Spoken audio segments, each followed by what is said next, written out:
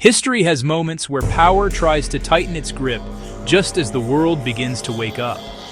And 2026 may be remembered as one of those moments. Hello, this is Dr. K. Paul Stoller, and I do not have a crystal ball to know what will take place in 2026, but I can read the tea leaves as I did in 2017 when I announced the plan to unleash a virus for power and control. Events are moving fast, and I would have never guessed that the global climate change hoax would be abandoned by the end of 2025. Really, you can only say the sky is falling for so many years before you lose all credibility. The narrative of a globalized future, guided by elite institutions, multinational coalitions, and unelected boards, has been advancing for decades. But every agenda has a point of maximum pressure and a breaking point. What we are approaching is not dominance, but a swan song.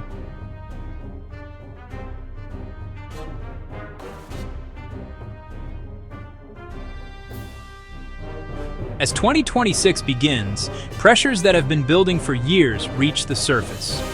Europe finalizes its new migration policy. On paper, it promises coordination and control. In practice, it strains every institution to breaking. Cities like London, Paris, Berlin, and Manchester see clashes, not full-scale conflict, but flashpoint unrest. Protests that start peaceful erupt into street confrontations, fueled by cultural friction and collapsing public trust. In the US, border tensions rise. In the Middle East, resentment deepens. Russia and China quietly exploit the fragmentation. The message flowing through media is clear.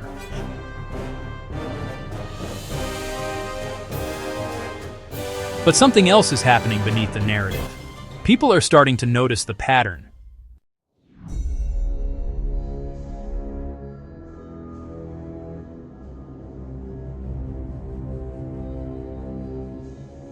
By mid-2026, the plan accelerates.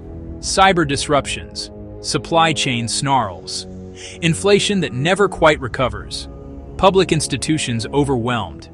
This is the season of maximum pressure. Ideologies sharpen into opposing identities.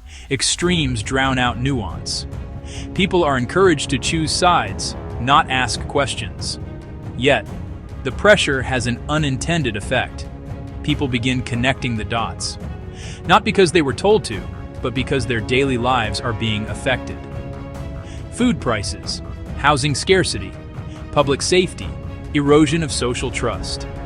And when pain hits reality, narratives lose their power.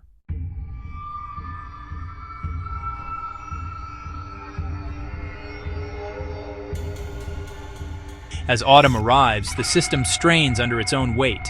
Nationalist movements surge in places once thought impossible. Populist parties rise in polls across Europe. Local communities begin rejecting centralized directives. It is not revolution. It is withdrawal of consent. Borders tighten. Governments quietly reverse migration policies. And globalist institutions lose their leverage. By winter, the grand project of cultural homogenization and borderless identity does not collapse dramatically. It simply fails to persuade. Because the people living inside the consequences no longer believe in the story.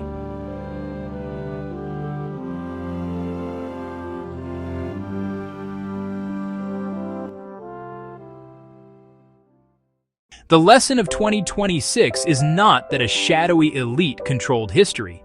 The lesson is that no system can replace the human need for identity, belonging, and meaning. When central power tries to engineer society from above, it forgets the one variable it cannot control.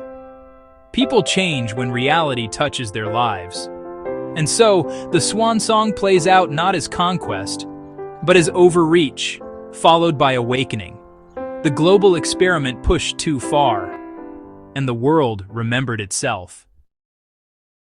2026 will not be the end of the world. It will be the end of believing that the world can be engineered without us.